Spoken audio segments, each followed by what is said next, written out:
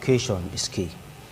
Very, very important. Education, they say, is power. And any nation that must grow must invest in education. Well, I have with me to look at the segments improving Nigeria educational system. He's not a person than Mr. Ehioso SCJ. SCJ is an author, and of course, he's a civil activist. Thank you so much for coming. Thank you very much. Thank you for having me.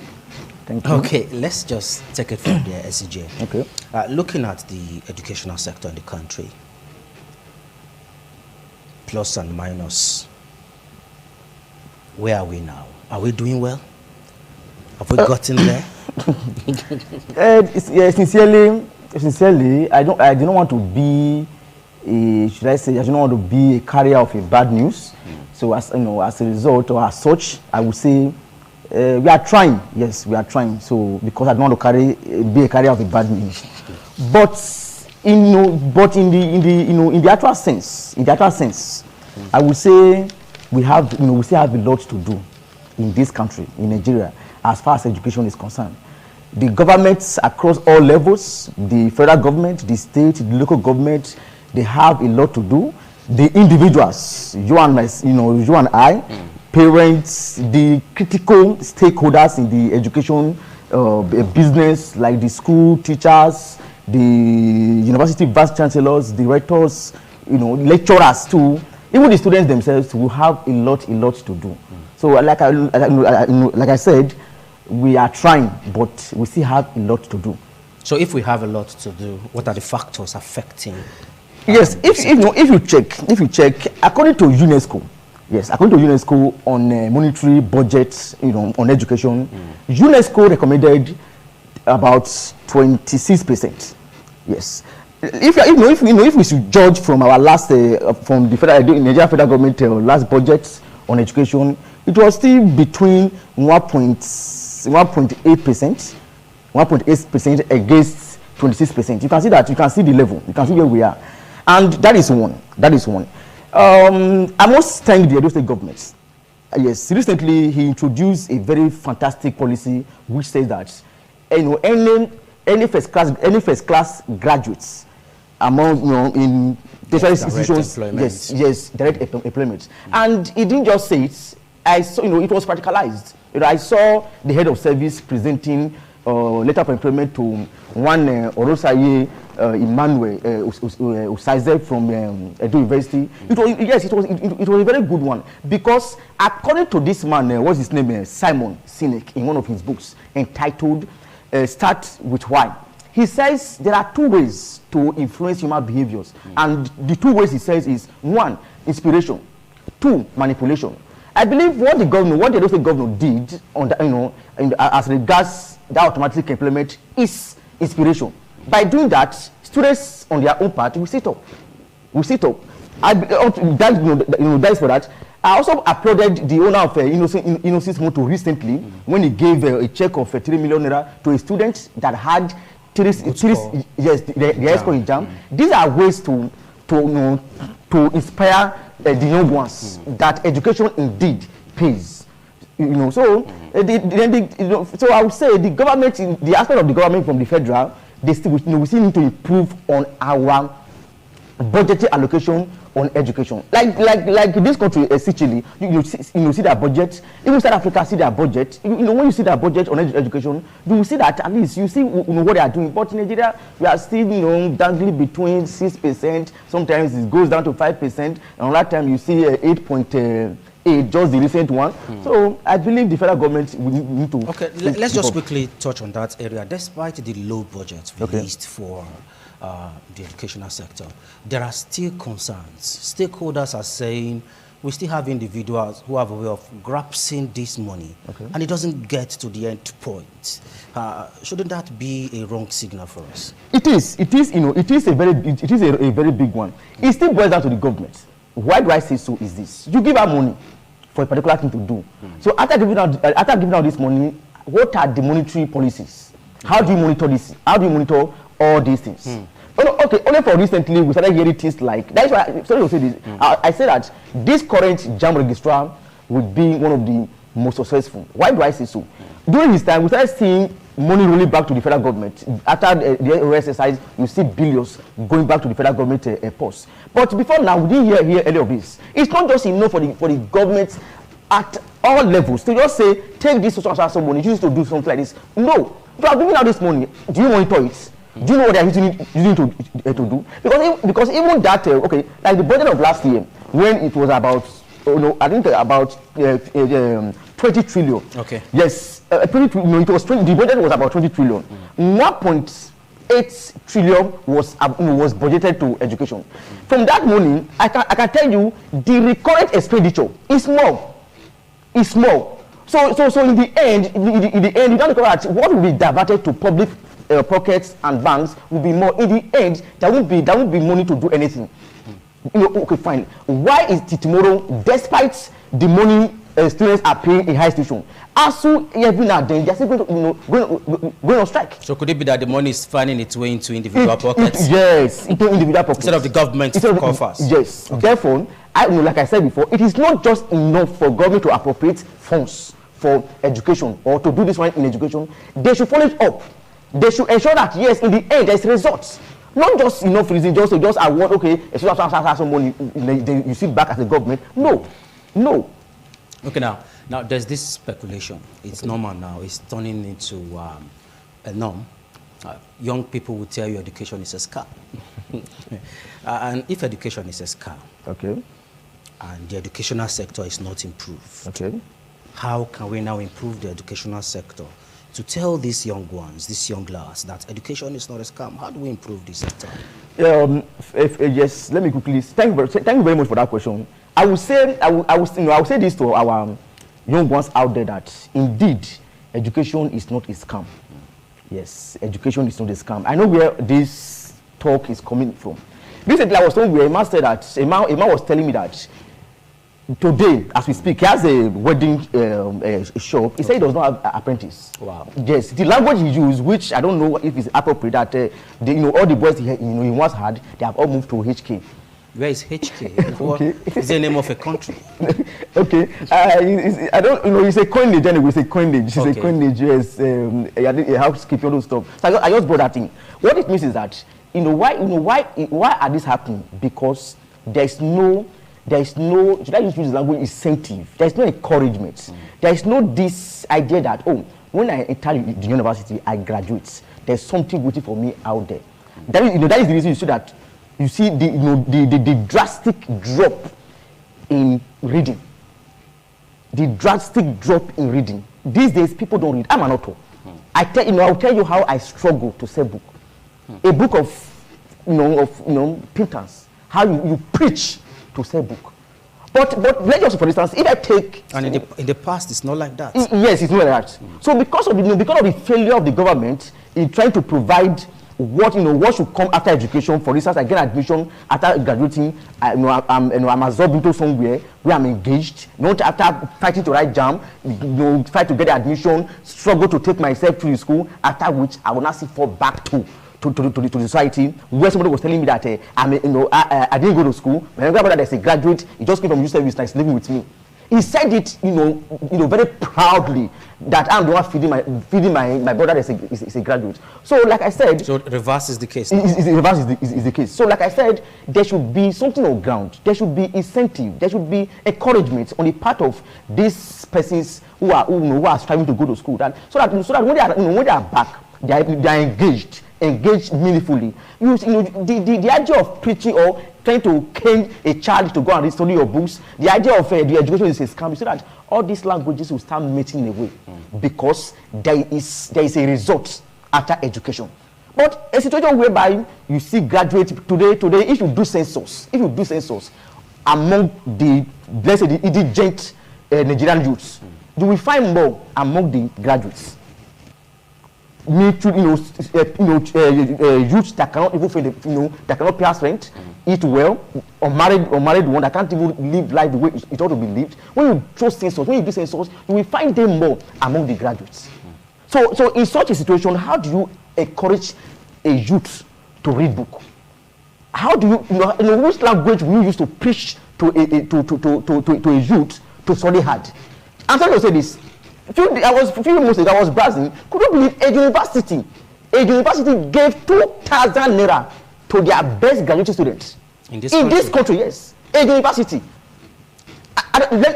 Don't mention. Okay, fine. No, we don't need to mention the name of the university. Fine. And there was even one that it was issued. It was given as check. The 2,000. 2,000 was given as check. And I said, why? Why will you give children as check?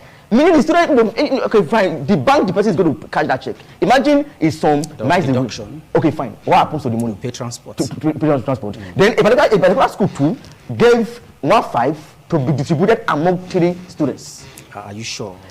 Mr. Isiji, are you sure? Okay. Where did you get this information from? Yeah. Oh, so like we are on air. It's like not good 20, 10, 15 years back. No, I'm talking about few years ago. Two a year ago here. Well, is disheartening? Yes, it's disheartening. It's disheartening. So that is the reason I always say we are trying, but our government needs to do more. Just like I mentioned, a case of a state government. That policy. It's a fantastic one. It's a fantastic one. So I believe government should, encourage. There should be incentive. Best graduate students, incentive. You write jam, you score high, you get something. White students, you will not tell anybody to go and read. You won't tell anybody to go and buy jam form. People will be happy. Just look at the situation now. Everybody now, if jam register 1.8 million students or 1.4 million in the case may be, you go at all of them. They are going to the university. Only few ordinary field polytechnic. I doubt if up to 1% or 2% fee for colleges. No, nobody. Everyone wants to be a university graduate. Yes, despite the dichotomy that happen in between the university and the polytechnic, you can hardly stay a student who just wake up and say, I'm going to college of education. Because what is the end? You go to college of education, in the end you become a teacher. You and I know how teachers are treated in this country. What is the salary? Their welfare is very poor. Yes, very poor. Recently, compared to other part of the world. So recently, I was telling people that it's a very simple thing. Let it be this way that, okay, fine. A government make a policy that, okay, fine, you enter college of education. You enter. Firstly, as you enter as a student, this particular thing is given to you. School fees is, it's a thing that you can, even without sponsors from anybody, you can take it. Then as you are coming out, automatic employment is given to you with good salary, with structures everywhere. See, most people go to university, college of education, they won't see reason. Because in the end, you know what I'm talking about.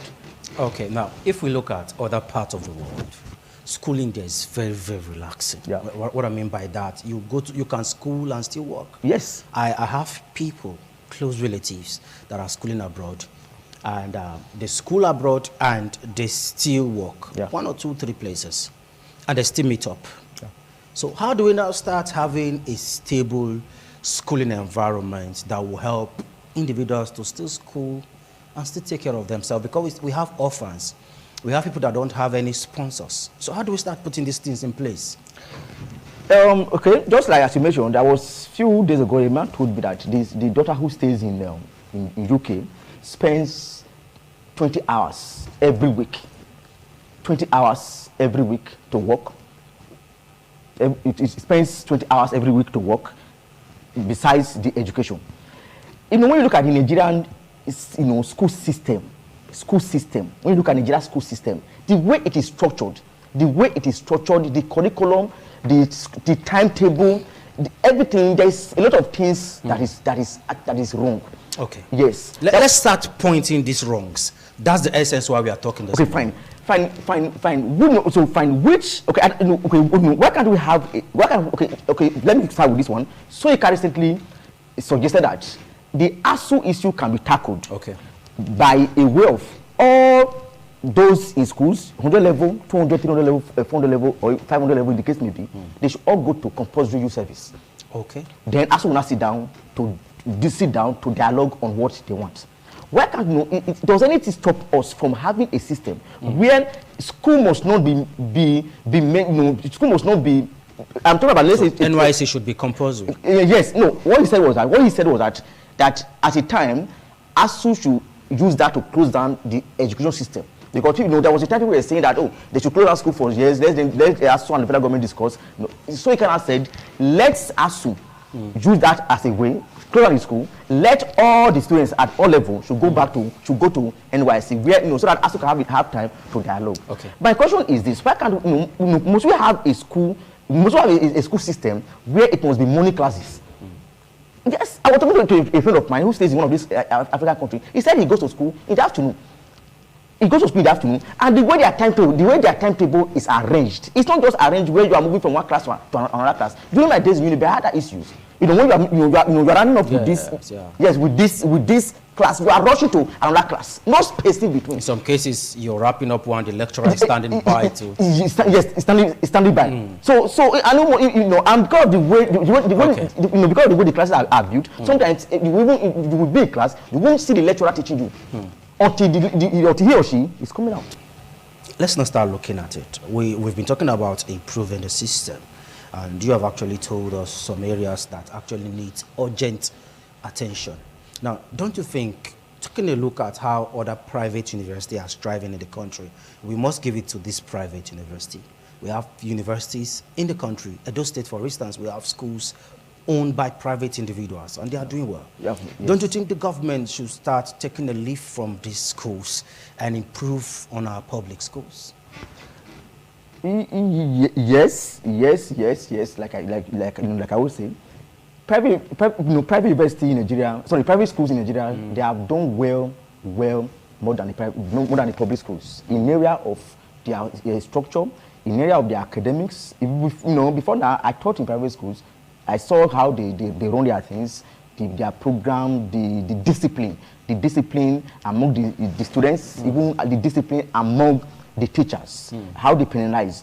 So I believe the government has a lot to really learn from the private. Like I heard of one private school owners that says when he was trying to build his own university, that he studied about 8 world-class universities across the world. And in the end today, that school is less than 10 years. But I can tell you, it's the second best university in Nigeria. So I believe the Nigerian government, if we should downplay pride, we should downplay, I don't know what to call it now, such a person can be, And we have schools that have been existing since independence. Since independence, yes. So ideally, that school that I also mentioned, that school I'm talking about, ought to even be the best university in Nigeria. But I believe since the government is the one rating, that is why they say to leave a government-owned school. As the leading university.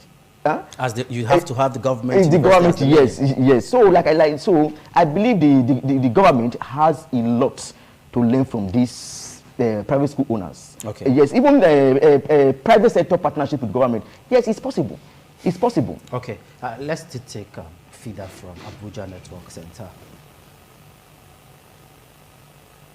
Well, thank you, Mr. Sige. You are talking about the private universities. We're still looking at how to improve the nation's educational system.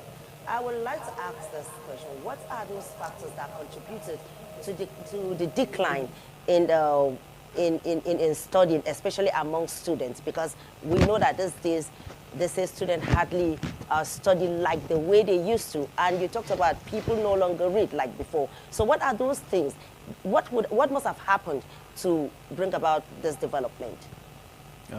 If you got her clearly, she's asking what actually brought us to this level of decline in reading. People don't read again, like you said, and she's asking, how did you get there? It's like we have been talking about this whole thing. Like I said when we started this program, that in controlling human behavior, like I mentioned, inspiration and manipulation. Manipulation is not a bad thing in the true sense. People, it is better. You don't force people to do something. Let me put it this way: you make people want to do it for real. You want people want to do it. When I remember how we studied the way we did. Not just myself and my friends. We did because we knew that education was the only thing for us. Minus education is going to be life of poverty, life of struggling here and there. Life of struggling here and there. Ideally, like I said, if the country is structured, if the country is structured and there is provision there's provision that somebody who is in the university is aware that when I graduate, I will not go back to the labor market. I will not go back to go and learn work. You won't force anybody to study. Just for instance, I have had discussion with parents. I've had a lot of discussion with parents. You hear parents telling you that once my son or my daughter finishes like he or she will go and learn work. I would ask this question, why? You say, now in education you graduate, no job. That alone kills spirits. When you know that when you graduate, there's not going to be work. So I'm not saying reading must be on graduation, but there should be something coming out from it. Like I said, I'm a writer. If for instance, Mr. Prince, if for instance I'm doing my writing, there's nothing coming out from it. I can't even pay transport fare. I can't even buy the charge card. Will I be encouraged to continue writing? No encouragement. It's no encouragement. So reading, like I also said to students, reading is not that enjoyable. Reading is not sweet. No convenient environment. Yes. So reading. Okay, I don't see cases where you see children, toddlers reading using street lights. Because I don't know in this country, people, you see children along the road using street lights, even some use the ATM light from ATM to study. Ideally, in a civilized country, in a country where things are working, would they supposed to be? So there are so many things that are wrong. That are wrong. Okay, sometimes I was asking that now ShopRite is being built at Taplero, where we used to have Edo State Library. And I asked the person, where is now Edo State Library? Big question. Yes, and I asked, where is now Edo State Library? That was where it was. That place we started reading those days before started having small money to buy textbooks. Today, where is Edo State Library? I think the government needs to answer this question. Yes, the government need to answer, because I asked that question. So there should be program, and not just only program from the government. There should be also individual, like we mentioned, Innocent Chukuman. Just give a student 3 million naira as a way to encourage that students. Okay. We should have more of that. Okay. Let us quickly digress a little bit. Look at what is ready now. TikTok, all the Instagram, internet. Everybody wants to, be internet sensational. But they are making money from it. Of course, they are making money. They are making money. They are making a hair from it. That is why a young man will go into skits in less than 3 months. He will be telling you he bought a house over 30 million. 600 million. God bless you. 600 million. Charity is still with you. Okay. All right. So let's take a final lap for that. Yes, I'm still with you. Okay. Yes. All right. You talked so much about government doing much. Don't you think society should also do something? Okay, she's asking I'm talking the about place of societal values. Okay. Societal value. The place away of society. from what government is doing. Did you get that? Please. Where you think the society needs to come in, apart from government inputs? Okay. That's what charities are. Yes, I don't know if I'm familiar to say this. I just wrote a book entitled The Ancient Tale. Okay. Yes, it's one of my books. Besides the government, the even homes, parents on their own, they have failed woefully. Yes, parents on their own, they have failed woefully. They are, many parents, they have abandoned. Let me use that language. They have abandoned the educational progress of their children to only schools. It's not supposed to be so. And I believe as we speak now, PTA meeting is no longer functional in Nigeria. How many parents go to PTA meeting? How many parents attend PTA meeting? Maybe they are busy. The economy is harsh. Okay, harsh. People are running out of, they need money, they need to pay bills. Okay, fine. They need money to pay bills. Don't forget one thing, that I'm not making excuses. Yes, you are speaking just, yes. Now, the question is this. I ask parents this question, most times. I ask parents this question, that what is the first thing a child needs? I ask parents, when I have time to engage them, I ask them. Many of them, what do you hear from them? Care, security, this, that. I say it every day. The first thing a child needs, as when growing up, is parenting. Parenting does not necessarily mean buying of handset, clothes. One-on-one engagements. How many parents have time for their children? I remember during COVID-19, this media house did a program on SA stuff. I was taking a child a home lesson. I told the parent that it is during this process that some children knew their parents during COVID-19, that lockdown. A lot of children don't know their parents. You think so? Yes. The way the society is structured, then the parents should be up and doing. The teachers should be up and doing. Even one-on-one, even we outside. Because those days they will tell you that a child is for everybody. But today I'm afraid, because if tomorrow your child is beaten by anybody, before you even ask that person, what did this child do? You must have given the person package. Must have retaliated. Yes, retaliated. Say, my son, do you know what it ought not to be. That is the reason you see today a child can do whatever he likes outside. He does not care. Highest we ask you, now you born me. Tell a child, please stop that you are doing. You ask, now you born me. So all these things, they are having huge negative impact on the behavioral pattern of the children, thereby weakening their concentration academically. So, parents should go to school to fight teachers. Parents still go to school. And these are some of the factors affecting yes. When a teacher is fought by a parent, and they will go as far telling the school to sanction the teacher, don't just sanction, they will also sack. When such happens in school, and you happen to be a teacher in that school, and that is the only means of livelihood you have, what will you do as a teacher? Would that be that zeal to want to correct any child? And there's a saying that when you spread the road, what happens? The child goes, yes, it goes bad. It says by a poet, Samuel Butler. Now, improving the educational sector is all encompassing. From your response, yes. We have the parental function, we have the government function, yes. We have stakeholders input, and of course, it's all encompassing. We are still with our Abuja Network Center. Charity. Well, you have said a lot about parenting, but I would like to take you on parenting. You know, some of these things, like Daniel said, parents are out there trying to make a living. So if parents do not make money, how do they send the children to school? Yes, okay. Thank you very much. Yes. We know the importance of money. Yes, but when in as far as we are trying to make money, we should also look at other aspects of life. Okay. Money is good. Yes, money is good.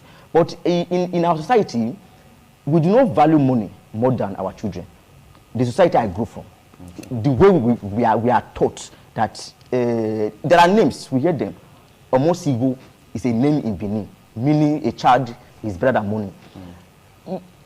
Another thing, when you see the way some parents pursue this money, it's not literally because of they want to give their children a certain life. The zeal they apply to chase money is induced by materialism, so to speak. Are you saying the present crop of parents? Yes. Yes. Money conscious. Money conscious. Okay. Yes, money conscious. So to speak. You only find few parents out there hustling, making money because of their children. But a lot, I will tell you, they go out, they make money, they belong to several meetings, they buy the latest Solandis. Like I tell you, I go to this ITV gate, put books on the ground, put handsets on the ground. Before you know, those handsets will be bought by parents, when they will give to their children. Why those books will be there? So I'm not saying parents you should not make money. No, I'm not saying that. When we are making money, we should also try. It's not every time we make money. We are not going to the market. There are times, at least you know that, okay, fine, you have children. There's only an obligation. Nobody forces you to have these children. You must create time for them. You must create time. There are things we hear, there are things we see, how teachers misbehave with children. It is when it has going to level of no return that these parents they find out. They'll not cry out. They'll not cry out. So I'm not saying parents I look for money too.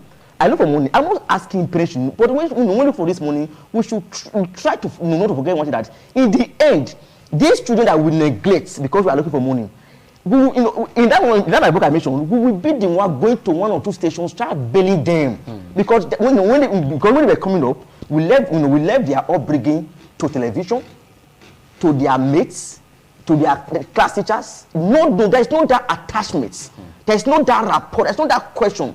You see a father goes out, he comes back around 10 o'clock. Before he gets home, the children. Okay, I would like you to respond quickly to this aspect. It's going to be 2 in 1. Okay. When I went to school over a decade ago, we did computer, we never saw computer. Okay. That's a major source of concern. Yes.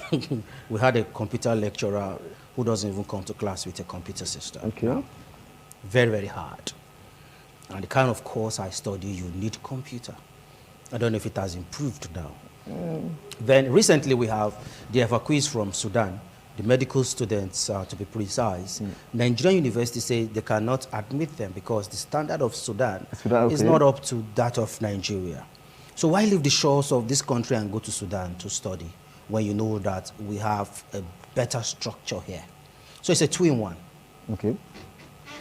Talking about the place of technology and talking about jetting out of this country to school abroad. Yes, talking about the place of technology is very key. Yeah, because if you check, a lot of things are moving now. I believe we were the last said had used a paper pencil for JAM. Okay. So today it has moved. Although that year JAM gave us options, but I was afraid. My fear was that computer, how do I do it? So I had to pay up for a paper pencil. So it is disheartening because you didn't have the background. Yes, no background. You wouldn't have been afraid. Yes, severally, you know that severally, it's even now that I'm able to go to the market and say I want to go and buy phone personally. There was a time if I want to buy phone, my friends must follow me. Even I'm even talking of laptop now. I'm still looking for somebody to follow me to go and buy laptop. To this extent. To this extent, yes. That is to this extent. So it is disheartening to say, okay, fine, your course, you need computer for your course, you have a teacher for it, nothing to show for it. It's a waste of time, it's a waste of effort, and it's condemnable. Now, leaving Nigeria to outside Nigeria to go and school, firstly, it depends. I would say it's an individual thing, because even when this issue of Sudan matter came, Nigerian students there, I started asking myself questions. Sudan compared to Nigeria, in terms of many things, not just education now. Not just education now. I say, what is the problem? What is the problem? Yes, this man, what's his name? Yes, one time CBN governor said many years ago that Nigeria spent $1 billion to school in Ghana. Fine, in case of Ghana, so we may give it a list, a listening ear to a certain level. Not compare it to understand. No Sudan. I started asking myself, I could not bring out anything. I could not bring out any reason why somebody should leave Nigeria to go to Sudan. So that was, that is why I said personally, it's reason. It's a personal reason. Then another thing, these persons that were evacuated from Sudan, who are they? Which part of the country are they from? Okay. Yes. Which part of the country are they? Let's not go there. I'm sorry. It's okay. Let's not take that route. All right, now, are you saying now that to an extent they didn't lose faith in the country system? They? Yes, those who went to school in Sudan. Lose faith. Sincerely, Nigeria is funny, but it's not as funny as some of us are making to be. Okay, yes, so we have a problem of ourselves. Yeah, to a large extent. To a large extent, Nigeria has not, sleep deep to that level. Like I said, I was trying to ask you something, but you said we should. Let's not. Just hold on. Okay. Schools in Nigeria, they have catchments. Okay. Yes, catchments. Yes, catchments by what it means is how university dishes out admission based on quota level 1 and etc. But we are somewhere that if somebody was bragging that he used certain minimal score to get law in a very big university. So someone who did the arithmetic would score out, this person is from so place. But that was why it happened. Whereas somebody who score 70, 80 to get medicine University of Benin would be a problem. But somebody got very minimal amount in enter somewhere. So like I said, these persons who went to Sudan, I saw some of their pictures.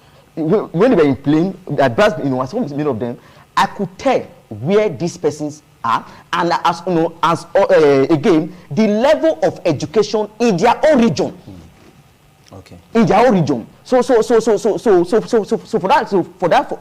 reason, I would say they going to Sudan in the first place is their personal choice. Not that Nigeria, as we speak now, does not have a school that can at least give them what they want. Okay, thank you so much, Mr. SJ. It's been a pleasure having you talk to us this morning. We would like to have a continuation of this segment. It's a very, very large area to talk about, improving the educational system.